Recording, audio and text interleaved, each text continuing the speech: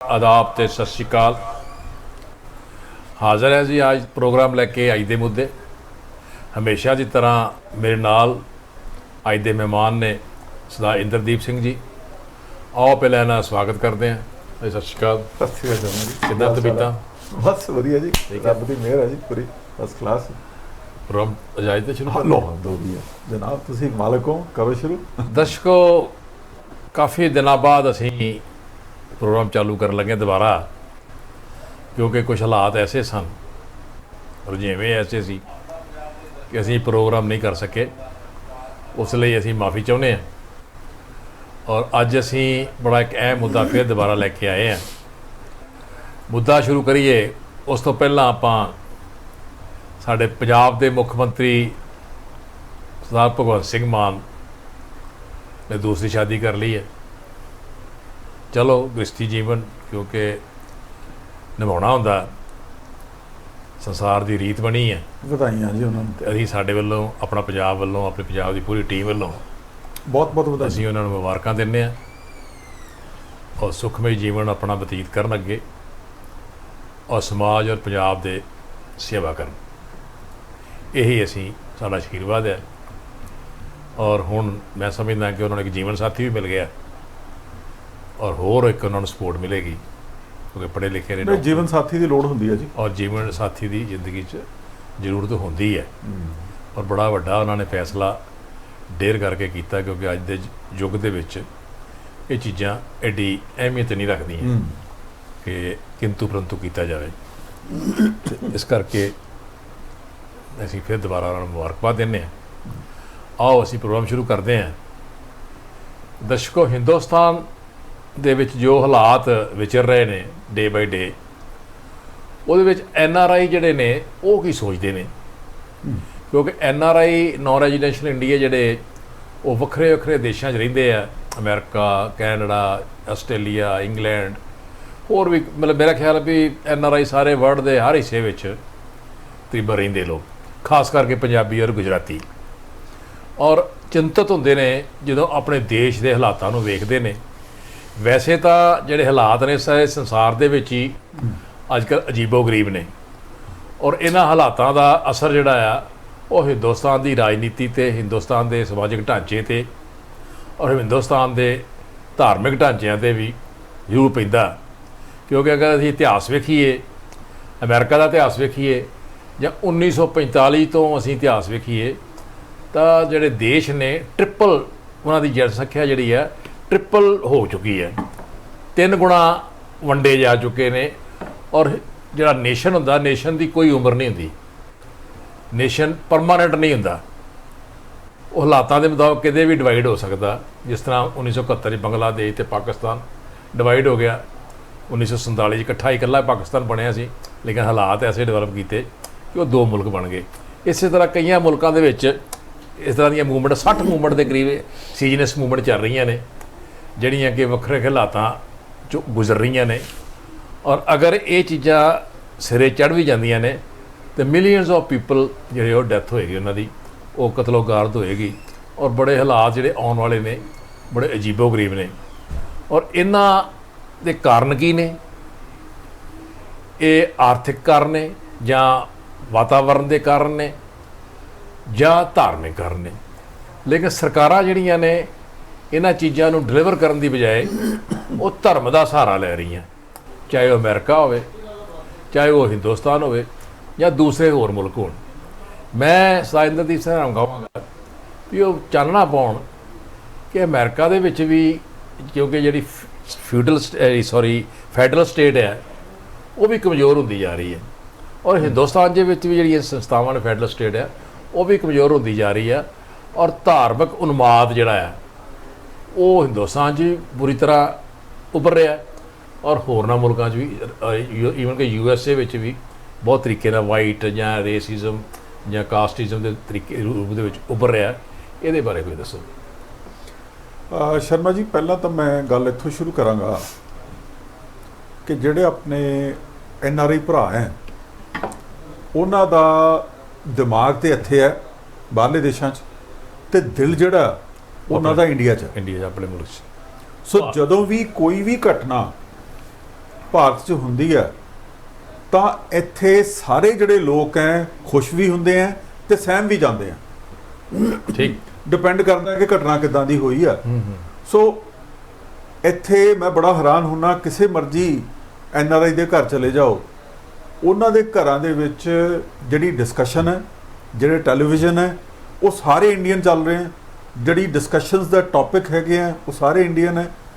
ਜਿਨ੍ਹਾਂ ਬਾਰੇ ਚਰਚਾ ਕੀਤੀ ਜਾ ਰਹੀ ਹੈਗੀ ਆ, ਉਹ ਭਾਵੇਂ ਧਾਰਮਿਕ ਹੋਏ, ਭਾਵੇਂ ਇਕਨੋਮਿਕ ਲੈਵਲ ਤੇ ਹੋਏ, ਭਾਵੇਂ ਪੋਲੀਟੀਕਲ ਲੈਵਲ ਤੇ ਹੋਏ, ਉਹ ਸਾਰੀ ਹੀ ਇੰਡੀਆ ਵਾਲੀ ਚਰਚਾ ਹੈ। ਰੇਡੀਓ ਟੈਲੀਵਿਜ਼ਨ ਲਾ ਕੇ ਬੈਠੇ ਈਵਨ ਰੇਡੀਓ ਤੇ ਵੀ ਗਾਣੇ ਵਜਾਣਾ, ਸਭ ਡਰਾਮਾ, ਫਿਲਮਾਂ, ਸਭ ਇੰਡੀਅਨ। ਠੀਕ। ਸੋ ਤੁਸੀਂ ਇਹ ਕਹਿ ਲਓ ਕਿ ਜਿਹੜੇ ਇੰਡੀਅਨ ਲੋਕ ਹੈ, ਉਹਨਾਂ ਦੀ ਖਾਸ ਕਰਕੇ ਜਿਹੜੀ ਪਹਿਲੀ ਜਨਰੇਸ਼ਨ ਹੈਗੀ ਹੈ, ਉਹਨਾਂ ਦਾ ਜਿਹੜਾ ਦਿਮਾਗ ਹੈਗਾ ਉਹ ਤੇ ਇੱਥੇ ਕੰਮਕਾਜ 'ਚ ਲੱਗਿਆ ਹੋਇਆ, ਪਰ ਜਦੋਂ ਦਿਲ ਦੀ ਗੱਲ ਆਉਂਦੀ ਹੈ ਤਾਂ ਉਹਨਾਂ ਦਾ ਜਿਹੜਾ ਦਿਲ ਹੈ ਉਹ ਇੰਡੀਆ 'ਚ ਹੈ। ਮਾਨਸਿਕ ਤੌਰ ਤੇ ਕਿਉਂਕਿ ਜਿਹੜੀ ਉਹ ਸੈਂਸਿਟਿਵਿਟੀ ਹੈਗੀ ਹੈ ਦਿਲ ਦੀ, ਉਸੇ ਕਰਕੇ ਜਦੋਂ ਵੀ ਕੁਝ ਇੰਡੀਆ 'ਚ ਵਾਪਰਦਾ ਤਾਂ ਇੱਥੇ ਦੀ ਜਿਹੜੀ NRI ਪਾਪੂਲੇਸ਼ਨ ਹੈ, ਉਹਦਾ ਜਿਹੜਾ ਦਿਲ ਹੈ ਉਹ ਕਈ ਵਾਰ ਖੜਾ ਹੋ ਜਾਂਦਾ, ਖੜ ਜਾਂਦਾ ਜਿਹਨੂੰ ਕਹਿੰਦੇ ਆ, ਤੇ ਕਈ ਵਾਰ ਹੈ ਕਿ ਉਹ ਬਹੁਤ ਖੁਸ਼ ਹੋ ਜਾਂਦਾ, ਦਗ-ਦਗ ਕਰਨ ਲੱਗ ਜਾਂਦਾ ਜਦੋਂ। ਸੋ ਇਸ ਕਰਕੇ ਇਹ ਜਿਹੜਾ ਕਨੈਕਸ਼ਨ ਹੈ ਉਹ ਘੱਟੋ ਘੱਟ ਪਹਿਲੀ ਜਨਰੇਸ਼ਨ ਜਿਹੜੀ ਆਈ ਹੈ ਇੰਡੀਆ ਤੋਂ, ਉਹਨਾਂ ਨਾਲ ਬਰਕਰਾਰ ਹੈ। ਹਾਂ, ਜਿਹੜੀਆਂ ਅਗਲੀਆਂ ਜਨਰੇਸ਼ਨ ਆ ਰਹੀਆਂ ਜਿਨ੍ਹਾਂ ਦਾ ਨਾਤਾ ਇੰਡੀਆ ਨਾਲ ਉਹਨਾਂ ਨਹੀਂ ਰਿਹਾ ਹੈਗਾ ਜਾਂ ਇੱਥੇ ਪੈਦਾ ਹੋਏ ਨਹੀਂ ਰਹਿੰਦਾ, ਠੀਕ ਆ, ਉਹਨਾਂ ਨੂੰ ਖੈਰ ਪਤਾ ਵੀ ਨਹੀਂ ਲੱਗਦਾ ਕਿ ਇੰਡੀਆ 'ਚ ਕੀ ਹੋ ਰਿਹਾ ਕੀ ਨਹੀਂ ਹੋ ਰਿਹਾ। ਬਹੁਤੇ ਕੈਨੇਡੀਅਨ ਹੋ ਜਾਂਦੇ ਆ ਭਾਰਤੀ ਨਾਲੋਂ, ਬੋਦਰ ਨਹੀਂ ਕਰਦੇ ਜ਼ਿਆਦਾ। ਠੀਕ ਆ ਜੀ। ਹੁਣ ਆ ਗਈ ਗੱਲ ਜਿਹੜੀ ਤੁਸੀਂ ਅੱਗੇ ਇਸ਼ੂ ਚੱਕਿਆ। ਦੇਖੋ ਸ਼ਰਮਾ ਜੀ, ਜਿਹੜੀ 20ਵੀਂ ਸਦੀ ਸੀ, ਇਹਦੀ ਸ਼ੁਰੂਆਤ ਦੇ ਵਿੱਚ ਜਿਹੜਾ ਨੇਸ਼ਨ ਸਟੇਟ ਦਾ ਜਿਹੜਾ ਕਨਸੈਪਟ ਆ ਉਹ ਚੱਲਿਆ ਸੀ। ਠੀਕ ਹੈ ਜੀ। ਉਹਦੇ ਵਿੱਚ ਜਿਹੜੀ ਰਜਵਾੜਾ ਸ਼ਾਹੀ ਸੀ, ਜਿਹੜੀ ਫਿਊਡਲ ਸਿਸਟਮ ਸੀ ਉਹ ਬ੍ਰੇਕ ਕੀਤਾ, ਜਿਹੜਾ ਟ੍ਰਾਈਬਲ ਸਿਸਟਮ ਸੀ ਉਹ ਬ੍ਰੇਕ ਕੀਤਾ, ਔਰ ਉਹਦੇ ਨਾਲ ਜਿਹੜੀਆਂ ਨੇਸ਼ਨਸ ਹੈਗੀਆਂ ਔਰ ਉਹਨਾਂ ਦੇ ਜਿਹੜੇ ਬਾਰਡਰਸ ਹੈਗੇ ਆ ਉਹਨਾਂ ਦੀ ਸਥਾਪਨਾ ਹੋਈ, ਰੀਆਰਗਨਾਈਜ਼ ਹੋਈਆਂ, ਉਹ ਰੀਆਰਗਨਾਈਜ਼ ਹੋਈਆਂ। ਖਾਸ ਕਰਕੇ ਜਿਹੜੀਆਂ ਦੋ ਵਿਸ਼ਵ ਜੰਗਾਂ ਹੋਈਆਂ, ਵਰਲਡ ਵਾਰ ਪਹਿਲੀ ਔਰ ਦੂਸਰੀ, ਸੈਕੰਡ, ਠੀਕ, ਉਹਨਾਂ ਦੇ ਸਮੇਂ ਦੌਰਾਨ ਜਿਹੜੇ ਰਾਜ ਹੈਗੇ ਆ, ਰਾਜ ਤੋਂ ਮਤਲਬ ਹੈ ਜਿਹੜੀਆਂ ਨੇਸ਼ਨਸ ਹੈਗੀਆਂ, ਉਹਨਾਂ ਦੀ ਸਥਾਪਨਾ ਹੋਈ। ਠੀਕ ਹੈ ਜੀ। ਪਰ ਜਿੱਦਾਂ ਆਪਾਂ ਸ਼ੁਰੂ 'ਚ ਕਿਹਾ ਹੈਗਾ ਕਿ ਅਨਫੋਰਚੂਨੇਟਲੀ ਇਹ ਜਿਹੜੀ ਧਰਤੀ ਹੈਗੀ ਹੈ, ਇਹ ਜਿਹੜਾ ਪਲੈਨਟ ਹੈਗਾ, ਇਹਦੇ ਵਿੱਚ ਅਨਈਕੁਅਲ ਡਿਸਟ੍ਰੀਬਿਊਸ਼ਨ ਹੈਗੀ ਹੈ ਰਿਸੋਰਸਸ ਦੀ। ਠੀਕ ਹੈ ਜੀ। ਔਰ ਇਸੇ ਤਰੀਕੇ ਨਾਲ ਅਨਈਕੁਅਲ ਜਿਹੜੀ ਡਿਸਟ੍ਰੀਬਿਊਸ਼ਨ ਹੈਗੀ ਆ ਟੈਕਨੋਲੋਜੀ ਦੀ। ਉਹਦਾ ਰਿਜ਼ਲਟ ਕੀ ਹੈ ਕਿ ਜਿਹੜੀ ਰਿਸੋਰਸਸ ਦੀ ਡਿਸਟ੍ਰੀਬਿਊਸ਼ਨ ਦੇ ਸਬੰਧ ਦੇ ਵਿੱਚ ਲੋਕਾਂ ਵਿੱਚ, ਰਾਜਾਂ ਦੇ ਵਿੱਚ, ਦੇਸ਼ਾਂ ਦੇ ਵਿੱਚ ਜਿਹੜਾ ਤਣਾਅ ਹੈ ਉਹ ਹਮੇਸ਼ਾ ਹੀ ਬਣਿਆ ਰਹਿੰਦਾ, ਕਿਉਂਕਿ ਲਿਮਿਟਿਡ ਰਿਸੋਰਸਸ ਹੁੰਦੇ ਆ। ਔਰ ਖਾਸ ਕਰਕੇ ਜਿਨ੍ਹਾਂ ਲੋਕਾਂ ਕੋਲ, ਜਿਨ੍ਹਾਂ ਦੇਸ਼ਾਂ ਦੇ ਕੋਲ ਆਲਰੇਡੀ ਜਿਹੜਾ ਮੇਜਰ ਚੰਕ ਹੈਗਾ ਰਿਸੋਰਸਸ ਦਾ, ਜਿਹੜੇ ਨੈਚੁਰਲ ਰਿਸੋਰਸਸ ਦਾ ਜਿਹੜਾ ਸੋਮਾ ਹੈਗੇ ਆ, ਜਾਂ ਨੈਚੁਰਲ ਰਿਸੋਰਸਸ ਜਿਹੜੇ ਸੋਮੇ ਉਹਨਾਂ ਦੇ ਵਿੱਚ ਕੰਟਰੋਲ ਦੇ ਵਿੱਚ ਹੈਗੇ ਆ, ਉਹ ਜਿਹੜੇ ਦੇਸ਼ ਹੈ ਹਮੇਸ਼ਾ ਤੋਂ ਹੀ ਆਪਣੀ ਜਿਹੜੀ ਵਰਲਡ ਲੈਵਲ ਦੇ ਉੱਤੇ ਡੋਮੀਨੇਟ ਕਰਨ ਦੀ ਕੋਸ਼ਿਸ਼ ਕਰਦੇ ਆ। ਠੀਕ ਹੈ ਜੀ। ਔਰ ਜਿੱਦਾਂ ਹੁਣ ਆਪਾਂ ਪਿੱਛੇ ਜੇ ਗੱਲ ਕਰ ਰਹੇ ਸੀ ਕਿ ਜਿੱਦਾਂ ਹੁਣ ਰੂਸ ਹੈ, ਇਹਨਾਂ ਕੋਲ ਨੈਚੁਰਲ ਰਿਸੋਰਸਸ ਬਹੁਤ ਹੈ। ਈਵਨ ਜਿੱਦਾਂ એનર્ਜੀ ਦੀ ਗੱਲ ਕਰਦੇ ਆ ਵੀ ਯੂਰਪੀਅਨ ਨੇਸ਼ਨਸ ਨੂੰ ਜੇ ਆਉਣ ਵਾਲੀ ਸਰਦੀ 'ਚ એનર્ਜੀ ਨਾ ਦਿੱਤੀ ਗਈ, ਗੈਸ ਸਪਲਾਈ ਨਾ ਕੀਤੀ ਗਈ, ਤਾਂ ਇਹ ਠੰਡ ਕਿੱਦਾਂ ਕੱਟਣਗੇ। ਇਸੇ ਤਰੀਕੇ ਨਾਲ ਜਿਹੜਾ ਰਸ਼ੀਆ ਹੈਗਾ, ਸ਼ਾਇਦ ਸਾਰੇ ਆਪਣੇ ਦਰਸ਼ਕਾਂ ਨੂੰ ਨਾ ਪਤਾ ਹੋਏ ਕਿ ਯੂਕਰੇਨ ਤੇ ਜਿਹੜਾ ਰਸ਼ੀਆ ਹੈਗਾ, ਇਹ ਬਹੁਤ ਵੱਡੇ ਜਿਹੜਾ ਵੀਟ ਹੈ ਇਹਦੇ ਪ੍ਰੋਡਿਊਸਰ ਵੀ ਹੈ ਔਰ ਐਕਸਪੋਰਟਰ ਵੀ ਹੈ। ਹੁਣ ਜਦੋਂ ਆਪਾਂ ਜਿਸ ਸਿਚੁਏਸ਼ਨ ਦੇ ਵਿੱਚ ਆਪਾਂ ਦੁਨੀਆ 'ਚ ਆ ਗਏ ਹੈਗੇ ਆ, ਜਿੱਦਾਂ ਮੈਂ ਦੱਸਿਆ ਕਿ ਇਹਨਾਂ ਦੀ ਡਿਸਟ੍ਰੀਬਿਊਸ਼ਨ ਦੇ ਉੱਤੇ ਜਿਹੜਾ ਤਣਾਅ ਹੈ ਉਹ ਬਣਿਆ ਰਹਿੰਦਾ। ਜਿਹੜੇ ਦੇਸ਼ ਹੈ ਉਹ ਇੱਕ ਦੂਜੇ ਦੇ ਨਾਲ ਜਿਹੜਾ ਉਲਝਦੇ ਰਹਿੰਦੇ ਆ। ਕਦੀ ਉਸ ਉਲਝਾਣ ਦੇ ਵਿੱਚ WTO ਆ ਜਾਂਦੀ ਹੈ, ਕਦੀ UNO ਆ ਜਾਂਦੀ ਹੈ, ਕਈ ਵਾਰ ਟੈਰਿਫ ਵਾਰਸ ਆ ਜਾਂਦੀਆਂ, ਜਿਸ ਤਰ੍ਹਾਂ ਕਿ ਆਪਣਾ ਅਮਰੀਕਾ ਤੇ ਚਾਈਨਾ ਦੇ ਵਿਚਕਾਰ ਚੱਲਦੀਆਂ ਪਈਆਂ। ਹੁਣ ਜਿਹੜੀ ਲੜਾਈ ਹੈ, ਜੇ ਤੁਸੀਂ ਦੇਖਿਆ ਜਾਏ ਤਾਂ ਅਲਟੀਮੇਟਲੀ ਆਪਾਂ ਨੂੰ ਇਹੀ ਹੈ ਕਿ ਇਹ ਸਾਰੀ ਰਿਸੋਰਸਿਸ ਦੀ ਲੜਾਈ ਚੱਲ ਰਹੀ ਹੈਗੀ ਹੈ, ਕਿਉਂਕਿ ਰੂਸ ਜਿਹੜਾ ਹੈਗਾ ਸਾਰੇ ਯੂਰਪ ਨੂੰ ਜਿਹੜੀ ਹੈ ਗੈਸ ਹੈ ਸਪਲਾਈ ਕਰ ਰਿਹਾ। ਠੀਕ ਹੈ ਕਿ ਨਹੀਂ। ਜਿਹੜਾ ਅਨਾਜ ਹੈ ਉਹ ਵੀ ਯੂਕਰੇਨ ਤੇ ਜਿਹੜਾ ਰਸ਼ੀਆ ਸਪਲਾਈ ਕਰ ਰਿਹਾ। ਸੋ ਇਸ ਕਰਕੇ ਜਿਹੜੇ ਸ਼ਰਾਰਤੀ ਹੈਗੇ ਆ, ਜਿਹੜੇ ਇਸ ਪੋਲਿਟਿਕਸ ਦੇ ਵਿੱਚ ਪੈ ਕੇ ਕੁਝ ਗੇਨ ਕਰਨਾ ਚਾਹੁੰਦੇ ਆ, ਉਹਨਾਂ ਨੂੰ ਹੁੰਦਾ ਕਿ ਰੂਸ ਦੇ ਉੱਤੇ ਸੈਂਕਸ਼ਨਾਂ ਲਗਾਈਆਂ ਜਾਣ ਔਰ ਬਾਅਦ ਦੇ ਵਿੱਚ ਜਿਹੜਾ ਰੂਸ ਦੀ ਇੱਕ ਇਕਨੋਮਿਕ ਕਲਾਊਟ ਹੈਗਾ ਇਸ ਦੁਨੀਆ ਦੇ ਉੱਤੇ, ਉਸ ਨੂੰ ਘਟਾਇਆ ਜਾਏ ਔਰ ਇਸ ਦੇ ਜਿਹੜੇ ਬੈਨੀਫਿਟਸ ਹੈਗੇ ਆ, ਭਾਵੇਂ ਅਮਰੀਕਾ ਹੈ, ਭਾਵੇਂ ਇਸ ਦੇ ਨਾਲ ਦੇ ਯੂਰਪੀਅਨ ਕੰਟਰੀਜ਼ ਹੈ, ਉਹ ਗਾਰਨਰ ਕਰ ਸਕਣ, ਉਹ ਇਕੱਠਾ ਕਰ ਸਕਣ। ਇੱਥੇ ਮੈਂ ਤੁਹਾਡੀ ਗੱਲ ਰੋਕਦਾ, ਇਹਦੇ ਜੇ ਤੁਸੀਂ ਗੱਲ ਕਰ ਰਹੇ, ਇਹਦੇ ਨਾਲ ਮੈਂ ਸਮਝਦਾ ਜਿਹੜੀ ਲੜਾਈ ਹੋਈ ਹੈ ਯੂਕਰੇਨ ਐਂਡ ਰਸ਼ੀਆ ਦੇ ਵਿੱਚ, ਜਿਸ ਤਰ੍ਹਾਂ ਕਿ ਸੋਚਿਆ ਸੀ ਅਮਰੀਕਨ ਫੋਰਸਿਸ ਲੌਬੀਜ਼ ਨੇ ਜਾਂ ਯੂਰਪੀਅਨ ਲੌਬੀ ਨੇ ਵੀ ਅਸੀਂ ਇਸ ਤਰ੍ਹਾਂ ਸੈਂਕਸ਼ਨ ਲਾ ਕੇ ਅਸੀਂ ਇਹਨੂੰ ਕਟੇਲ ਕਰ ਲਾਂਗੇ, ਲੇਕਿਨ ਮੈਂ ਸਮਝਦਾ ਵੀ ਇਹ ਉਲਟਾ ਅਸਰ ਹੋ ਰਿਹਾ। ਹਾਂ, ਉਹ ਗੱਲ ਨਹੀਂ ਬਣੀ ਜਿਹੜੀ ਵੀ ਉਲਟਾ ਅਸਰ ਹੋ ਰਿਹਾ।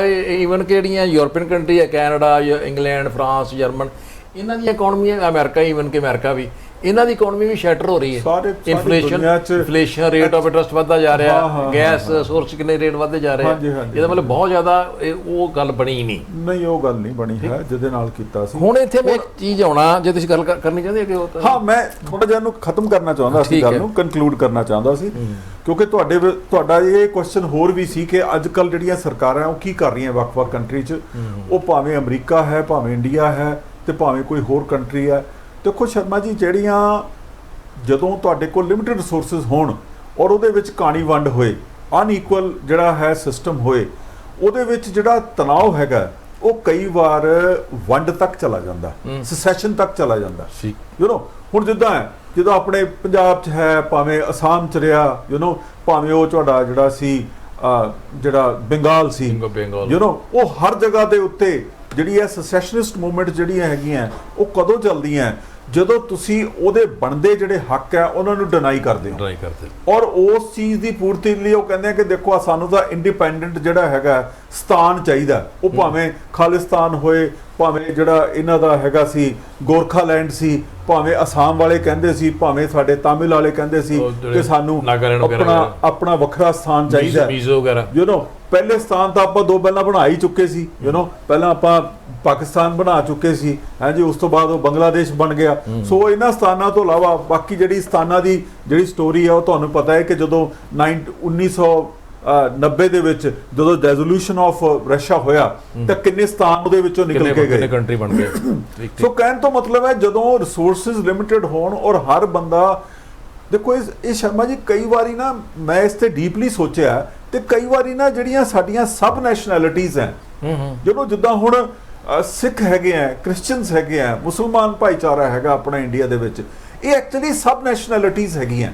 ਠੀਕ ਆ, ਆਪਾਂ ਉਹਨਾਂ ਨੂੰ ਮਾਈਨੋਰਿਟੀ ਕਹਿ ਦਿੰਦੇ ਆ ਕਿਉਂਕਿ ਵਿਜ਼ਾਵੀ ਹਿੰਦੂ ਕਮਿਊਨਿਟੀ ਦੇ ਇਹਨਾਂ ਦਾ ਜਿਹੜਾ ਸਟੇਟਸ ਹੈ ਐਜ਼ ਮਾਈਨੋਰਿਟੀ ਹੈ, ਪਰ ਕਿਉਂਕਿ ਇਹ ਸਬ ਨੈਸ਼ਨੈਲਿਟੀਜ਼ ਹੈਗੀਆਂ, ਇਹਨਾਂ ਨੂੰ ਆਪਣੀ ਭਾਸ਼ਾ, ਆਪਣਾ ਕਲਚਰ, ਆਪਣਾ ਧਰਮ ਬਚਾਉਣ ਦਾ ਪੂਰਾ ਹੱਕ ਹੈ।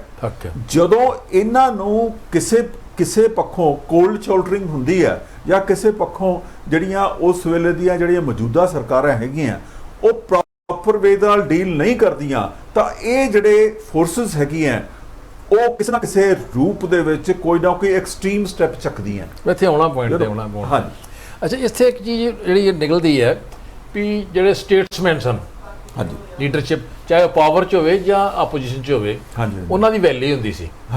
ਕਿ ਉਹ ਜਿਹੜੇ ਸਾਰੇ ਵਰਲਡ ਲੈਵਲ ਦੇ, ਈਵਨ ਕਿ ਅਮਰੀਕਾ ਵੀ, ਦੂਸਰੇ ਕੰਟਰੀ 'ਚ ਵੀ ਬੜੇ ਬੜੇ ਅੱਛੇ ਲੀਡਰ ਹੁੰਦੇ ਸਨ, ਜਿਸ ਤਰ੍ਹਾਂ ਨਾਸਰ ਸਨ, ਟੀਟੋ ਸੀ, ਜਾਂ ਉੱਥੇ ਇੰਡੋਨੇਸ਼ੀਆ ਦੇ ਹੈਗੇ ਸਵਾਰਥੋ ਸੀ, ਜਵਾਹਰ ਲਾਲ ਨਹਿਰੂ ਸਨ, ਇਸ ਤਰ੍ਹਾਂ ਕਈ ਕੰਟਰੀ ਸਨ ਜਿਹੜੇ ਜਿਨ੍ਹਾਂ ਦੇ ਬੜੇ ਬੜੇ ਅੱਛੇ ਲੀਡਰ ਸਨ। ਉਹਨਾਂ ਦੀ ਗੱਲ ਦੀ ਵੈਲਿਊ ਹੁੰਦੀ ਸੀ, ਉਹਨਾਂ ਦੀ ਅਪੀਲ ਹੁੰਦੀ ਸੀ, ਔਰ ਜੇ ਕੋਈ ਡਿਸਪਿਊਟ ਹੋਣਾ ਆਪੋ ਵਿੱਚ ਤੇ ਉਹਨਾਂ ਦੀ ਅਪੀਲ ਦੇ ਨਾਲ ਉਹ ਡਿਸਪਿਊਟ ਜਿਹੜੇ ਸੀ ਹੱਲ ਵੀ ਹੋ ਜਾਂਦੇ ਸੀ। ਕੀ ਆਪਾਂ ਸਮਝੀਏ ਵੀ ਜਿਹੜੇ ਸਟੇਟਸਮੈਨ ਜਿਹੜੀ ਸ਼ਿਪ ਜਿਹੜੀ ਹੈ, ਜਿਹੜੇ ਨੈਸ਼ਨਲ ਜਾਂ ਇੰਟਰਨੈਸ਼ਨਲ ਲੈਵਲ ਦੇ ਸਟੇਟਸਮੈਨ ਨੇ, ਉਹ ਘਟਦੇ ਜਾ ਰਹੇ ਨੇ ਜਾਂ ਖਤਮ ਹੋ ਗਏ ਨੇ? ਕਿਉਂਕਿ ਅਮਰੀਕਾ 'ਚ ਵੀ ਧਿਆਨ ਦਿਓ ਤੇ ਇੱਥੇ ਵੀ ਡੈਮੋਕ੍ਰੇਟਿਕ ਤੇ ਰਿਪਬਲਿਕਨ ਦਾ ਆਪੋ ਝਗੜਾ, ਤੇ ਅੱਛੇ ਲੀਡਰ ਕੋਈ ਦਿਸਦਾ ਨਹੀਂ ਪਿਆ। ਇੰਡੀਆ ਚੱਲ ਜਾਓ ਤੇ ਉੱਥੇ ਵੀ ਕੋਈ ਲੀਡਰ ਅੱਛਾ ਨਹੀਂ ਦਿਸਦਾ ਨਹੀਂ, ਜੇ ਹੈਗਾ ਸੀ ਉਹਨਾਂ ਨੂੰ ਕਰਟੇਲ ਕਰ ਦਿੱਤਾ ਗਿਆ, ਜਿੱਦਾਂ ਅਡਵਾਨੀ ਜੀ ਸਨ, ਵਾਜਪਾਈ ਸਨ, ਜਾਂ ਹੋਰ ਡਿਫਰੈਂਟ ਪਾਰਟੀਆਂ ਦੇ ਵਿੱਚ ਬੰਦੇ ਸਨ ਜਿਹੜੇ ਕਿ ਨੇਸ਼ਨ ਨੂੰ ਸੰਭਾਲ ਲੈਂਦੇ ਸੀ ਔਖੇ ਵੇਲੇ, ਜਾਂ ਸਹੀ ਰਸਤਾ ਦੇ ਦਿੰਦੇ। ਕੀ ਉਹਨਾਂ ਦੀ ਜਿਹੜੀ ਡੋਮੀਨੇਸ਼ਨ ਖਤਮ ਹੁੰਦੀ ਹੈ, ਹੋ ਗਈ? ਸ਼ਰਮਾ ਜੀ ਦੇਖੋ, ਇਸ ਤਰ੍ਹਾਂ ਹੈ ਕਿ ਜਿਹੜਾ ਸਟੇਟਸਮੈਨ ਹੈਗਾ ਸਟੇਟਸਮੈਨ ਕੌਣ ਹੁੰਦਾ? ਪਹਿਲਾਂ ਤਾਂ ਆਪਾਂ ਇਹ ਜਿਹੜੇ ਆਪਣੇ ਦਰਸ਼ਕ ਆ ਉਹਨਾਂ ਨੂੰ ਦੱਸੀਏ ਵੀ ਸਟੇਟਸਮੈਨ ਕੌਣ ਹੁੰਦਾ ਔਰ ਇੱਕ ਆਮ ਪੋਲੀਟੀਕਲ ਜਿਹੜਾ ਬੰਦਾ ਹੈਗਾ ਉਹਦੇ ਨਾਲ ਇਹਦਾ ਕੀ ਫਰਕ ਹੈ।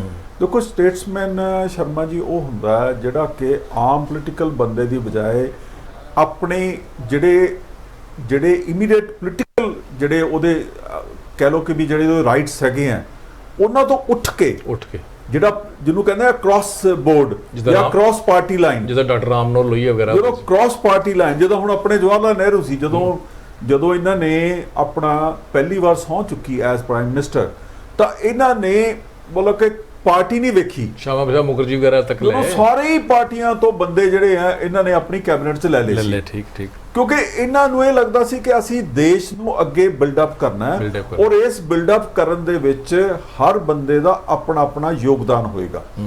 ਹੁਣ ਸ਼ਰਮਾ ਜੀ ਜਿਹੜਾ ਤੁਹਾਡਾ ਸਵਾਲ ਹੈ ਕੀ ਸਟੇਟਸਮੈਨ ਖਤਮ ਹੋ ਗਏ? ਦੇਖੋ ਸ਼ਰਮਾ ਜੀ ਜਿਹੜੀ ਅੱਜ ਕੱਲ੍ਹ ਦੀ ਡੈਮੋਕ੍ਰੇਸੀ ਚੱਲ ਰਹੀ ਆ, ਦੇਖੋ ਜਾਂ ਜਿਹੜਾ ਅੱਜ ਕੱਲ੍ਹ ਦਾ ਸਮਾਂ ਚੱਲ ਰਿਹਾ ਉਹਦੇ ਵਿੱਚੋਂ ਹੀ ਲੀਡਰਸ਼ਿਪ ਪ੍ਰੋਡਿਊਸ ਹੁੰਦੀ ਹੈ। ਜਦੋਂ ਅੱਜ ਕੱਲ੍ਹ ਜਿਸ ਤਰ੍ਹਾਂ ਦੀ ਡੀਗਲੋਬਲਾਈਜੇਸ਼ਨ ਹੋਈ ਹੈ, ਠੀਕ ਹੈ, ਜਾਂ ਜਿਹੜੀ ਰੀਫਿਊਡਲਾਈਜੇਸ਼ਨ ਹੋ ਰਹੀ ਹੈ ਜਿਹਦੇ ਵਿੱਚ ਭਾਈ ਭਤੀਜਾਵਾਦ ਦੇਸ਼ਾਂ ਦੇ ਪੱਧਰ ਤੇ ਚੱਲ ਰਿਹਾ ਹੈਗਾ, ਠੀਕ ਹੈ ਜੀ, ਟੈਰਿਫ ਵਾਰਸ ਚੱਲ ਰਹੀਆਂ, ਆਪਸ ਦੇ ਵਿੱਚ ਜਿਹੜੀਆਂ ਲੌਬੀਜ਼ ਹੈ ਉਹ ਇੱਕ ਦੂਜੇ ਦੇ ਖਿਲਾਫ ਕੰਮ ਕਰ ਰਹੀਆਂ, ਉਸ ਵੇਲੇ ਇਹ ਫੀਲ ਕੀਤਾ ਜਾਂਦਾ ਹੈ ਕਿ ਜਿਹੜਾ ਇਸ ਵੇਲੇ ਜਿਹੜੀ ਖਿੱਚੋਤਾਣ ਹੈਗੀ ਹੈ ਕੰਟਰੀਜ਼ ਦੇ ਵਿੱਚ, ਜਿੱਦਾਂ ਇੱਕ ਹੁਣ ਰੂਸ ਤੇ ਅਮਰੀਕਾ ਦੇ ਵਿੱਚ ਕੋਲਡ ਵਾਰ ਫੇਰ ਦੁਆਰਾ ਜਿਹਨੂੰ ਸੀਤ ਲਹਿਰ ਕਹਿੰਦੇ ਆ ਉਹ ਦੁਆਰਾ ਸ਼ੁਰੂ ਹੋ ਗਈ ਹੈ। ਉਹਦਾ ਮਤਲਬ ਕੀ ਹੈਗਾ ਕਿ ਜਿਹੜੇ ਇਹ ਲੋਕ ਹੈਗੇ ਆ ਉਹ ਆਪਸ 'ਚ ਉਲਝਣੇ ਸ਼ੁਰੂ ਹੋ ਗਏ। ਇਹ ਉਸ ਵੇਲੇ ਜਿਹੜੀ ਲੀਡਰਸ਼ਿਪ ਪ੍ਰੋਵਾਈਡ ਕੀਤੀ ਜਾਂਦੀ ਹੈ ਸਮਾਜ ਵੱਲੋਂ, ਉਹ ਲੀਡਰਸ਼ਿਪ ਜਿੱਦਾਂ ਅਸੀਂ ਦੇਖਿਆ ਹੈਗਾ ਉਹ ਪੱਖਪਾਤੀ ਹੈ, ਉਹ ਪ੍ਰੋਟੈਕਸ਼ਨਿਸਟ ਹੈ। ਉਹਨਾਂ ਨੂੰ ਹੁੰਦਾ ਕਿ ਮੈਂ ਜਿੱਦਾਂ ਹੁਣ ਆਪਣੇ ਟਰੰਪ ਸਾਹਿਬ ਆਏ ਸੀ, ਉਹ ਕਹਿੰਦੇ ਸੀ America for Americans, you know ਐਦਾਂ ਹੀ ਜਿਹੜੇ ਬਾਕੀ ਦੇ ਦੇਸ਼ ਹੈਗੇ ਆ ਦੁਨੀਆ ਦੇ ਵਿੱਚ ਉਹਨਾਂ ਦੇ ਵਿੱਚ ਆਪੋ ਤਾਪੀ ਪੈ ਗਈ ਹੈ। ਉਹਦਾ ਕਾਰਨ ਕੀ ਹੈ ਕਿ ਜਦੋਂ ਰਿਸੋਰਸਸ ਘਟਣੇ ਸ਼ੁਰੂ ਹੋ ਜਾਂਦੇ ਆ ਜਾਂ ਰਿਸੋਰਸਸ ਸਟ੍ਰੇਨ ਹੋ ਜਾਂਦੇ ਆ, ਉਹਨਾਂ ਤੇ ਪ੍ਰੈਸ਼ਰ ਪੈਣਾ ਸ਼ੁਰੂ ਹੋ ਜਾਂਦਾ, ਜਾਂ ਆਪਣੇ ਜਿਹੜੀਆਂ ਦੇਸ਼ਾਂ ਦੀਆਂ ਜਿਹੜੇ ਇਕਨੋਮੀਜ਼ ਹੈ ਇਹਨਾਂ ਤੋਂ ਹੈਂਡਲ ਨਹੀਂ ਹੁੰਦੀਆਂ। ਜਿੱਦਾਂ ਹੁਣ ਇੰਡੀਆ 'ਚ ਬੇਸਿਕਲੀ ਕੀ ਹੈ ਕਿ ਉੱਥੇ ਜਿਹੜੀ ਇੰਡੀਆ ਦੀ ਜਿਹੜੀ ਇਕਨੋਮੀ ਹੈ ਉਹ ਦਿਨ ਬ ਦਿਨ ਡੁੱਬਦੀ ਜਾ ਰਹੀ ਹੈ। ਉਸ ਚੀਜ਼ ਤੋਂ ਧਿਆਨ ਹਟਾਉਣ ਦੇ ਲਈ ਜਿਹੜੀ ਉੱਥੇ ਦੀ ਮੌਜੂਦਾ ਸਰਕਾਰ ਹੈ ਉਹ ਕੋਈ ਨਾ ਕੋਈ ਐਸਾ ਕਹਿ ਲਓ ਵੀ, ਮੈਨੂੰ ਹੁਣ ਪਤਾ ਨਹੀਂ ਜੁਮਲਾ ਕਹਿਦਾ ਕੀ ਕਹਿਦਾ, ਵੀ ਕੋਈ ਨਾ ਕੋਈ ਐਸਾ ਇੱਕ ਸ਼ੋਸ਼ਾ ਛੱਡ ਦਿੰਦੀ ਹੈ ਤਾਂ ਕਿ ਲੋਕ ਜਿਹੜੇ ਹੈਗੇ ਆ ਘਰਨਾਸ਼ਤਰ ਕਹਿ ਲਓ, ਕੋਈ ਕਹਿ ਲਓ, ਤਾਂ ਕਿ ਲੋਕ ਜਿਹੜੀ ਇਹਨਾਂ ਦੀ ਜਿਹੜੀ ਪੋਲਰਾਈਜੇਸ਼ਨ ਜਿਹੜੀ ਨੀਤੀ ਹੈ ਉਹਦੇ ਵਿੱਚ ਡਿਬੇਟ ਕਰਦੇ ਰਹਿਣ ਸਾਰੇ ਦਿਨ ਟੀਵੀ ਦੇ ਉੱਤੇ, ਤੇ ਜਿਹੜੇ ਅਸਲ ਮੁੱਦੇ ਹੈਗੇ ਆ ਉੱਥੋਂ ਡਾਈਵਰਟ ਕਰਦੇ ਹੋ ਉਹਨਾਂ ਦੇ ਉੱਤੇ ਉਹ ਕੋਈ ਵੀ ਫੋਕਸ ਨਾ ਕਰ ਸਕਣ, ਤਾਂ ਕਿ ਜਿਹੜੀਆਂ ਬੰਦੇ ਦੀਆਂ ਜਿਹੜੀਆਂ ਧਾਰਮਿਕ ਭਾਵਨਾਵਾਂ ਹੈਗੀਆਂ ਉਹਨਾਂ ਨੂੰ ਉਤੇਜਿਤ ਕਰਕੇ ਜਾਂ ਕਿਸੇ ਦੀਆਂ ਲਿੰਗੁਇਸਟਿਕ ਬੇਸ ਜਿਹੜੀਆਂ ਭਾਵਨਾਵਾਂ ਉਹਨਾਂ ਨੂੰ ਉਤੇਜਿਤ ਕਰਕੇ ਉਹ ਆਪਣੀਆਂ ਜਿਹੜਾ ਵੋਟਾਂ ਲੈਣਾ ਚਾਹੁੰਦੇ ਆ, ਉਹਨਾਂ ਦਾ ਜਿਹੜਾ ਬੇਸਿਕ ਏਮ ਹੈਗਾ ਉਹ ਹੈ ਕਿ ਅਸੀਂ ਇਸ ਡੈਮੋਕ੍ਰੇਸੀ ਦੇ ਵਿੱਚ, ਜਿਹਦਾ ਕਿ ਇੱਕ ਵੀਕਨੈਸ ਵੀ ਹੈਗੀ ਹੈ ਕਿ ਸਿਰਫ ਬੰਦੇ ਦੀ ਵੋਟ ਔਰ ਗਿਣਤੀ ਨੂੰ ਦੇਖਿਆ ਜਾਂਦਾ, ਉਹਦੀ ਜਿਹੜੀ ਕੁਆਲਿਟੀ ਹੈ ਉਹ ਇਸ ਪ੍ਰੋਸੈਸ 'ਚ ਇਗਨੋਰ ਹੋ ਜਾਂਦੀ ਹੈ। ਅੱਜ ਤਾਂ ਪੰਜਾਬ 'ਚ ਇਵੈਂਟਸ ਜਿਹੜੀਆਂ ਨੇ ਆ ਰਹੀਆਂ, ਭਗਵੰਤ ਮਾਨ ਦੀ ਸਾਰਾ ਮੀਡੀਆ ਭਗਵੰਤ ਮਾਨ ਛਾਤੀ ਲੱਗੇ ਤੁਰਿਆ ਫਿਰਦਾ, ਪੰਜਾਬ ਦੀ ਕੀ ਸਮੱਸਿਆ ਉਹਦਾ ਧਿਆਨ ਹੀ ਕਿਸੇ ਦਾ ਨਹੀਂ। ਯੈਸ, ਔਰ ਹੁਣ ਉਹੀ ਕਾਰਨ ਹੈਗਾ ਕਿ ਜਿਹੜਾ ਜਿੱਦਾਂ ਤੁਸੀਂ ਕੁਐਸਚਨ ਕੀਤਾ ਸੀ ਕਿ ਜਦੋਂ ਗਿਣਤੀ ਵੱਲ ਬੰਦਾ ਚਲਾ ਜਾਏ, ਜਿੱਦਾਂ ਹੁਣ ਆਪਾਂ ਕਹਿੰਦੇ ਆ ਕਿ ਯਾਰ 10 ਚੀਜ਼ਾਂ ਲੈ ਆਓ, ਹੁਣ 10 ਚੀਜ਼ਾਂ ਜੇ ਕੁਆਲਿਟੀ ਵਾਲੀਆਂ ਤਾਂ 2 ਹੀ ਬਹੁਤ ਹੈ, ਜੇ 10 ਇਕੱਠੀਆਂ ਕਰ ਲਈਆਂ, ਪਰ ਕਿਉਂਕਿ ਡੈਮੋਕ੍ਰੇਸੀ ਜਿਹੜਾ ਬੇਸਿਕ ਸਿਧਾਂਤਕ ਤੌਰ ਤੇ ਗਿਣਤੀ ਤੇ ਬੇਸਡ ਹੈਗਾ, ਔਰ ਦੇਖੋ ਨਾ ਕਿੰਨੀ ਇੱਕ ਹੱਸਣੀ ਗੱਲ ਹੈਗੀ ਹੈ ਕਿ ਤੁਸੀਂ 70% ਲੋਕ ਵੋਟਾਂ ਪਾਉਂਦੇ ਆ, ਉਹਦੇ ਵਿੱਚ ਜਿਹੜੇ ਬੰਦੇ ਮਤਲਬ ਕਿ ਉਹ 70% ਤੁਸੀਂ ਦੇਖੋ 5 ਪਾਰਟੀਆਂ 'ਚ ਵੰਡਿਆ ਗਿਆ, ਠੀਕ ਹੈ, ਜਿਹੜਾ ਉਹਦੇ ਵਿੱਚ 30% ਜਾਂ 35% ਲੈ ਗਿਆ ਉਹ ਤੁਹਾਡੇ ਉੱਤੇ ਰਾਜ ਕਰਨ ਲੱਗ ਗਿਆ। ਜਿਹੜੇ ਬਾਕੀ ਦੇ ਬੰਦੇ ਹੈਗੇ ਆ, ਦੈਟ ਮੀਨਸ ਕਿ ਉਹਨਾਂ ਦੀ ਜਿਹੜੀ ਰਾਏ ਹੈਗੀ ਹੈ, ਉਹਨਾਂ ਦੀ ਜਿਹੜੀ ਐਗਜ਼ਿਸਟੈਂਸ ਹੈਗੀ ਹੈ, ਉਹਦੀ ਵੈਲਿਊ ਬਿਲਕੁਲ ਖਤਮ ਹੋ ਜਾਂਦੀ ਹੈ। ਸੋ ਇਹ ਇਹ ਕਹਿ ਲਓ ਕਿ ਵੀ ਜਿੱਦਾਂ ਇੱਕ ਜਿਹੜੀ ਸਰਕਾਰ ਬਣਦੀ ਹੈ ਉਹ ਬੇਸਿਕਲੀ ਇੱਕ ਪਹੀਏ ਉੱਤੇ ਚੱਲਣ ਦੀ ਕੋਸ਼ਿਸ਼ ਕਰਦੀ ਹੈ, ਕਿਉਂਕਿ ਬਾਕੀਆਂ ਵੱਲੋਂ ਸਪੋਰਟ ਹੀ ਨਹੀਂ ਹੁੰਦੀ। ਜਿਹੜੇ ਆਪੋਜੀਸ਼ਨ ਪਾਰਟੀ ਵਾਲੇ ਹੈਗੇ ਆ ਉਹ ਜਾਂ ਤਾਂ ਜਿੱਦਾਂ ਹੁਣ ਇੰਡੀਆ ਦੇ ਵਿੱਚ ਹੈ ਪੂਰੀ ਤਰ੍ਹਾਂ ਸਨੱਬ ਕੀਤੇ ਜਾਂਦੇ ਆ, ਜਾਂ ਜੇ ਬੋਲਦੇ ਆ ਤਾਂ ਆਪਣੇ ਇੱਕ ਮੋਟਿਵ ਨਾਲ ਬੋਲਦੇ ਆ, ਜਾਂ ਜੇ ਬੋਲਣ ਦੀ ਕੋਸ਼ਿਸ਼ ਕਰਦੇ ਆ ਤਾਂ ਫਿਰ ਈਡੀ ਦੇ ਰੇਡ ਪੈਣੇ ਸ਼ੁਰੂ ਹੋ ਜਾਂਦੇ ਆ। ਮੈਂ ਇੱਥੇ ਆਉਣ ਲੱਗਾ, ਇੱਥੇ ਆਉਣ ਲੱਗਾ।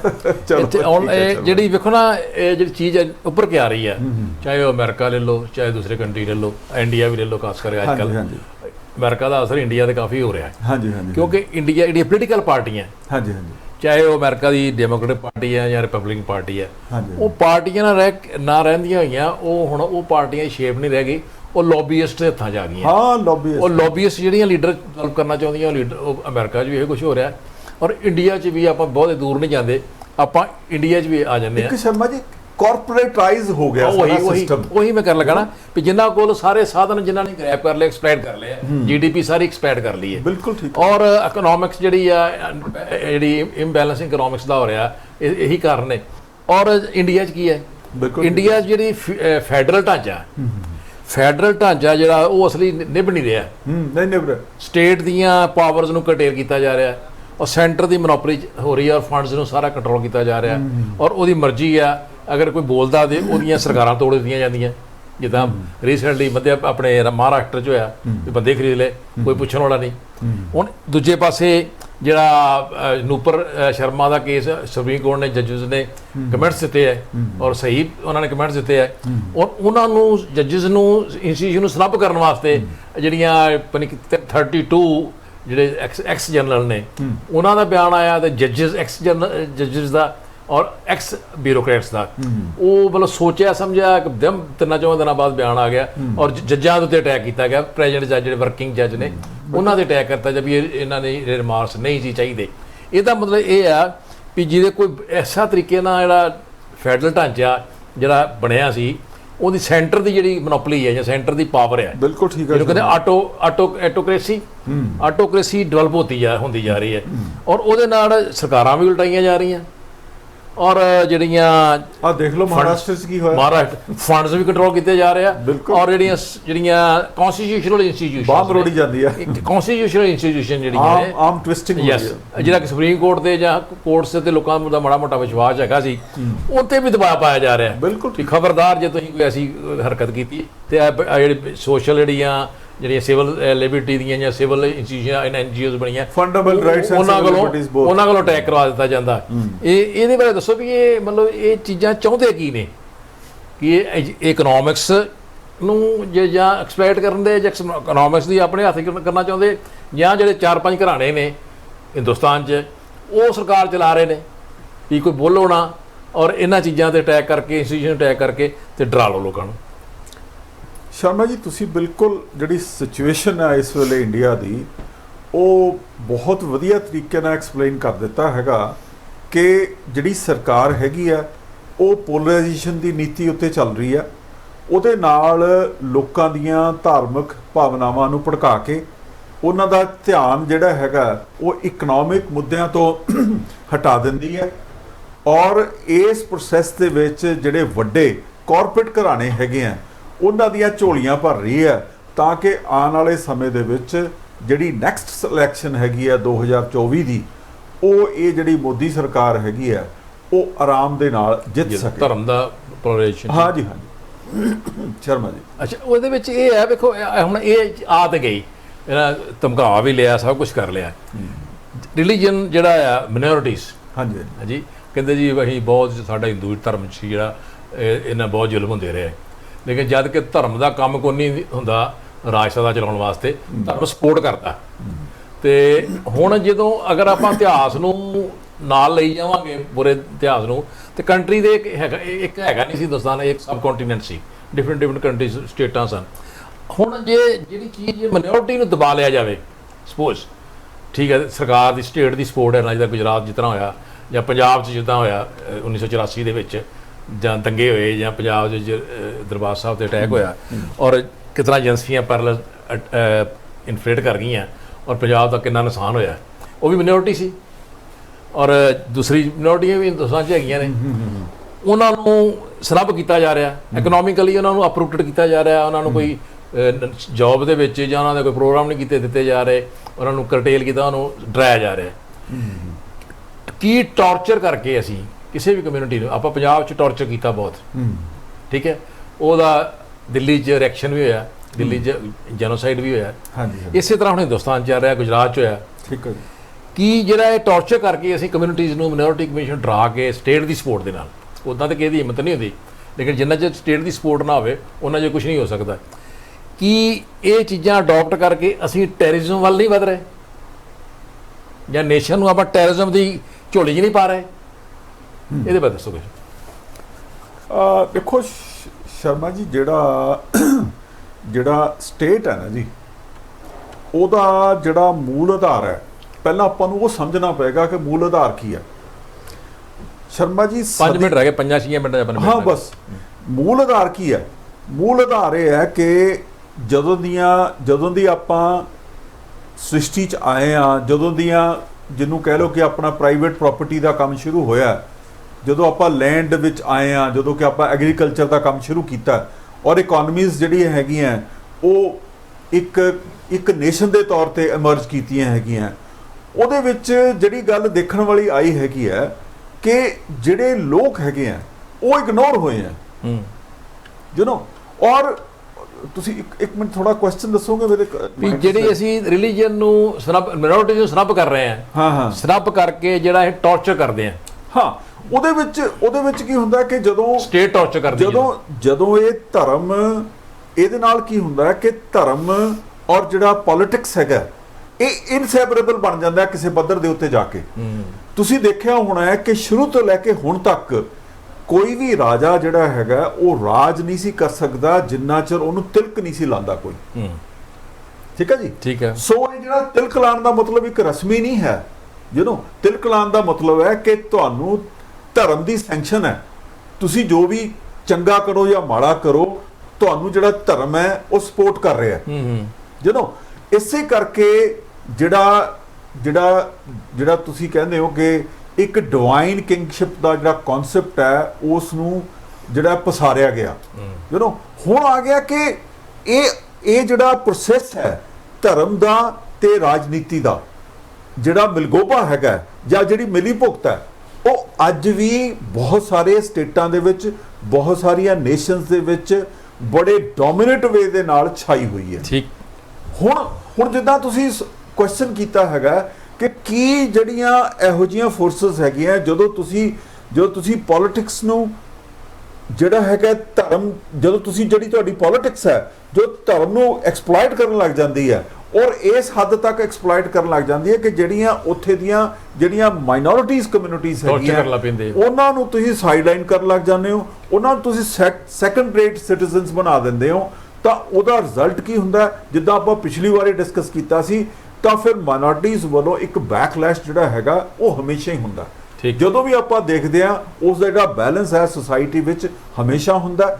ਔਰ ਜਿੱਦਾਂ ਆਪਾਂ ਪਹਿਲਾਂ ਦੁਨੀਆ ਦੇ ਵਿੱਚ ਦੇਖਿਆ ਹੈਗਾ, ਭਾਵੇਂ ਉਹ ਫਾਸਿਸਟ ਫੋਰਸਿਸ ਹੈਗੀਆਂ ਸੀ, ਭਾਵੇਂ ਉਹ ਜਿਹੜੀਆਂ ਤੁਹਾਡੇ ਇਟਲੀ ਦੇ ਵਿੱਚ ਜਿਹੜੀਆਂ ਫੋਰਸਿਸ ਆਈਆਂ ਹੈਗੀਆਂ ਸੀ, ਉਹ ਸਾਰੀਆਂ ਫੋਰਸਿਸ ਨੇ ਜਦੋਂ ਇਹ ਹੱਥ ਕੰਡੇ ਅਪਲਾਈ ਕੀਤੇ ਤਾਂ ਆਪਾਂ ਨੂੰ ਪਤਾ ਕਿ ਉਹਦੇ ਰਿਜ਼ਲਟ ਕੀ ਨਿਕਲੇ, ਯੂ نو। ਸੋ ਇਸ ਕਰਕੇ ਭਾਵੇਂ ਨਾਜ਼ੀ ਫੋਰਸਿਸ ਹੈ, ਭਾਵੇਂ ਫਾਸਿਸਟ ਫੋਰਸਿਸ ਹੈ, ਉਹ ਜਦੋਂ ਐਕਸਟ੍ਰੀਮ ਸਟੈਪ ਇੱਕ ਜਾਤ ਦੇ ਬੇਸ ਦੇ ਉੱਤੇ, ਇੱਕ ਧਰਮ ਦੇ ਬੇਸ ਦੇ ਉੱਤੇ, ਇੱਕ ਰੇਸ ਦੇ ਬੇਸ ਦੇ ਉੱਤੇ ਜਦੋਂ ਤੁਸੀਂ ਇਹੋ ਜਿਹੇ ਕਦਮ ਚੁੱਕਦੇ ਹੋ, ਤਾਂ ਉਹਦਾ ਰਿਜ਼ਲਟ ਇਹ ਹੁੰਦਾ ਕਿ ਜਿਹੜੀਆਂ ਮਾਈਨੋਰਿਟੀਜ਼ ਹੈਗੀਆਂ, ਬੇਸ਼ੱਕ ਉਹਨਾਂ ਦਾ ਤੁਸੀਂ ਜੈਨੋਸਾਈਡ ਹੁੰਦਾ ਹੈ, ਬੇਤੱਕ ਉਹਨਾਂ ਦਾ ਕਤਲੇਆਮ ਹੁੰਦਾ ਹੈ, ਪਰ ਰਿਜ਼ਲਟ ਕੀ ਹੁੰਦੇ ਆ ਕਿ ਦੁਨੀਆ ਦੇ ਵਿੱਚ ਬਹੁਤ ਮੇਜਰ ਪੱਧਰ ਤੇ ਰੱਦੋ ਬਦਲ ਹੁੰਦੀ ਹੈ। ਆਪਾਂ ਦੇਖਿਆ ਹੈ ਕਿ ਵਰਲਡ ਵਾਰ 2 ਤੋਂ ਬਾਅਦ ਕੀ ਹੋਇਆ, ਠੀਕ ਹੈ ਜੀ। ਔਰ ਤੁਸੀਂ ਦੇਖੋ ਉਹਦੇ ਵਿੱਚ ਇਜ਼ਰਾਈਲ ਦੀ ਫਾਰਮੇਸ਼ਨ ਹੋਈ ਹੈ। ਇਜ਼ਰਾਈਲ ਜਿੱਥੇ ਯਹੂਦੀ ਸੀ, ਅੱਜ ਉਹ ਯਹੂਦੀ ਜਿਹੜੇ ਇਜ਼ਰਾਈਲ 'ਚ ਹੈਗੇ ਆ, ਜਾਂ ਇਜ਼ਰਾਈਲ ਦੀ ਇੰਪੋਰਟੈਂਸ ਕੀ ਹੈ, ਇਜ਼ਰਾਈਲ ਕਿਸ ਪੋਜੀਸ਼ਨ 'ਤੇ ਇਸ ਵੇਲੇ ਬੈਠਾ ਹੈ, ਯੂ نو। ਉਹ ਸਾਰਾ ਆਪਾਂ ਨੂੰ ਬੈਕਗਰਾਉਂਡ ਦੇ ਵਿੱਚ ਸਮਝ ਆਉਂਦਾ ਕਿ ਉਹਨਾਂ ਨੂੰ ਇਹ ਗੱਲਾਂ ਐਜ਼ ਕਮਿਊਨਿਟੀ, ਐਜ਼ ਯਹੂਦੀ ਹੋਣ ਦੇ ਨਾਤੇ, ਐਜ਼ ਜੂਜ਼ ਹੋਣ ਦੇ ਨਾਤੇ ਕਿਉਂ ਵਰਲਡ ਲੈਵਲ ਦੇ ਉੱਤੇ ਅਸਰਟ ਕਰਨਾ ਪਿਆ। ਮੈਂ ਇੱਥੇ ਆਉਣਾ, ਬਸ ਹੁਣ ਟਾਈਮ ਨਹੀਂ ਆ ਰਿਹਾ, ਲੇਕਿਨ ਮੈਂ ਇਸੇ ਐਂਡ ਤੇ ਕਰਨਾ ਵੀ ਅਸੀਂ ਸ਼ੁਰੂ ਕੀਤਾ ਟੌਪਿਕ ਕਿ NRI ਵਰੀ ਨੇ। ਹਾਂਜੀ, ਹਿੰਦੁਸਤਾਨ 'ਚ ਕੀ ਘਟਨਾ ਘਟ ਰਹੀਆਂ ਨੇ, ਜਿਸ ਤਰ੍ਹਾਂ ਸੈਂਟਰ ਗਵਰਨਮੈਂਟ ਜਿਹੜੀ ਆ ਸਟੇਟਾਂ ਦੇ ਫੰਡਸ ਨੂੰ ਕਟੇਲ ਕਰ ਰਹੀ ਆ, ਸਟੇਟ ਜਿਹੜੇ ਦਿਵਾਲੀਆ ਬਣਦੇ ਨੇ, ਉਹਨਾਂ ਦੇ ਸੋਰਸ ਜਿਹੜੇ ਆ, ਇੱਕ ਦੇ ਮਾਫੀਆ ਲੁੱਟੇ ਜਾ ਰਿਹਾ, ਕੁਛ ਜਿਹੜੀਆਂ ਸੈਂਟਰ ਤੋਂ ਸਪੋਰਟ ਨਹੀਂ ਆ ਰਹੀ, ਔਰ ਕਰਪਸ਼ਨ ਸਟੇਟ ਦੇ ਵਿੱਚ, ਔਰ ਸਟੇਟਾਂ 'ਚ ਲੀਡਰਸ਼ਿਪ ਕਮਜ਼ੋਰ, ਜੇ ਕੋਈ ਤਕੜੀ ਲੀਡਰਸ਼ਿਪ ਆ ਜਾਂ ਚੰਗੀ ਲੀਡਰਸ਼ਿਪ ਉਹ ਸੈਂਟਰ ਨੂੰ ਸਰਕਾਰਾਂ ਨੂੰ ਤੋੜ ਦਿੰਦਾ। ਇਸ ਕਰਕੇ ਅਗਰ ਜਿਹੜੇ ਪੰਜਾਬ ਦੇ ਲੋਕ ਨੇ ਜਾਂ NRIs ਨੇ ਜਾਂ ਹਿੰਦੁਸਤਾਨ ਦੇ ਲੋਕ ਨੇ, ਉਹ ਜਦੋਂ ਹਿੰਦੁਸਤਾਨ ਦੇ ਬਾਰੇ ਗੱਲਾਂ ਕਰਦੇ ਨੇ ਜਾਂ ਪੰਜਾਬ ਦੇ ਬਾਰੇ ਗੱਲਾਂ ਕਰਦੇ ਨੇ, ਉਹ ਚਿੰਤਤ ਹੁੰਦੇ ਨੇ, ਵਰੀ ਹੁੰਦੇ ਨੇ ਕਿ ਯਾਰ ਪੰਜਾਬ 'ਚ ਆਪਾਂ ਇਨਵੈਸਟਮੈਂਟ ਕਰੀਏ ਤੇ ਕੀ ਉਹਦੀ ਸੁਰੱਖਿਆ ਹੈ, ਕੀ ਸਿਕਿਉਰਿਟੀ ਹੈ, ਔਰ ਜਾਣ ਤੋਂ ਵੀ ਡਰਦੇ ਨੇ। ਈਵਨ ਕਿ ਗਾਣੇ ਇਹੋ ਜਿਹੇ ਆ ਰਹੇ ਨੇ ਵੀ ਜਿਹੜੇ ਨੌਜਵਾਨ ਗਾ ਰਹੇ ਨੇ ਵੀ ਅਸੀਂ ਪੰਜਾਬ 'ਚ ਨਹੀਂ ਰਹਿਣਾ, ਜੇ ਤਰੱਕੀ ਕਰਾਂਗੇ ਤੇ ਸਾਨੂੰ ਕੋਈ ਮਾਫੀਆ ਜਾਂ ਕੋਈ ਗੈਂਗਸਟਰ ਲੈ ਕੇ ਬਹਿ ਜਾਊਗਾ ਜਾਂ ਸਰਕਾਰ ਕੋਈ ਗਲਤ ਕੇਸ ਬਣਾ ਦੇਗੀ। ਇਹੋ ਜਿਹੀਆਂ ਜੋ ਡਰ ਪੈਦਾ ਹੋ ਜਾਂਦੇ ਨੇ, ਉਦੋਂ ਸਮਝ ਲੈਣਾ ਚਾਹੀਦਾ ਵੀ ਦੇਸ਼ ਦੀ ਜਿਹੜੀ ਸੁਰੱਖਿਆ ਆ, ਦੇਸ਼ ਦੀ ਏਕਤਾ ਆ, ਜਿਹੜੇ ਦੇਸ਼ ਦੇ ਲੋਕ ਨੇ, ਕੌਮ ਨੇ, ਉਹ ਰਿਸਕ ਦੇ ਵਿੱਚ ਨੇ, ਖਤਰੇ 'ਚ ਨੇ, ਚਿੰਤਾ ਦੇ ਵਿੱਚ ਨੇ। ਵਿਦੇਸ਼ਾਂ 'ਚ ਰਹਿੰਦੇ ਹੋਏ ਭਾਰਤੀ ਵੀ ਚਿੰਤਾ 'ਚ ਨੇ, ਉੱਥੋਂ ਦੇ ਲੋਕ ਵੀ ਚਿੰਤਾ 'ਚ ਨੇ। ਇਸ ਕਰਕੇ ਮੈਂ ਸਮਝਦਾ ਕਿ ਅੱਛੇ ਸਟੇਟਸਮੈਨ ਦੀ ਮੋਦੀ ਸਾਹਿਬ ਨੂੰ ਚੰਗੇ ਬੜੇ ਮੈਜੋਰਟੀ ਹੈ, ਲੇਕਿਨ ਆਪਣਾ ਐਟੀਟਿਊਡ ਚੇਂਜ ਕਰਨਾ ਪਏਗਾ ਉਹਨਾਂ ਨੂੰ, ਕਿਉਂਕਿ ਜਿਹੜੇ ਉਹਨਾਂ ਦੀ ਗ੍ਰਿਪ ਐਲੀਗੇਸ਼ਨ ਲੱਗ ਰਹੇ ਨੇ ਵੀ ਚੰਦ ਘਰਾਣਿਆਂ ਦੇ ਹੱਥਾਂ 'ਚ ਖੇਡ ਰਹੇ, ਉਹਨਾਂ ਤੋਂ ਨਿਕਲਦੇ ਹੋਏ ਉਹਨਾਂ ਨੂੰ ਦੇਸ਼ ਸੇਵਾ ਔਰ ਇੱਕ ਅੱਛਾ ਸਟੇਟਸਮੈਨ ਬਣਨਾ ਪਏਗਾ, ਤਾਂ ਕਿ ਦੇਸ਼ ਜਿਹੜਾ ਬੜਾ ਮੁਸ਼ਕਿਲਾਂ ਨਾਲ ਜਹਿਦ ਨਾਲ ਆਜ਼ਾਦੀ ਆਈ ਹੈ, ਇਹ ਆਜ਼ਾਦੀ ਨੂੰ ਬਰਕਰਾਰ ਰੱਖ ਸਕੀਏ। ਉਮੀਦ ਹੈ ਕਿ ਤੁਹਾਨੂੰ ਇਹ ਸ਼ਬਦ ਸਾਡੀ ਗੱਲ ਪਸੰਦ ਆਈ ਹੋਏਗੀ। ਉਮੀਦ ਕਰਦੇ ਹਾਂ ਕਿ ਤੁਸੀਂ ਚੰਗੇ ਵਿਚਾਰ ਸਾਨੂੰ ਦਿਓਗੇ ਔਰ ਆਪਣੇ ਕਮੈਂਟਸ ਦਿਓਗੇ। ਇਹਨਾਂ ਸ਼ਬਦਾਂ ਨਾਲ ਇਜਾਜ਼ਤ ਚਾਹੁੰਦੇ। ਨਮਸਕਾਰ, ਆਦਾਬ ਤੇ ਸਤਿ ਸ਼੍ਰੀ ਅਕਾਲ। ਸਤਿ ਸ਼੍ਰੀ ਅਕਾਲ।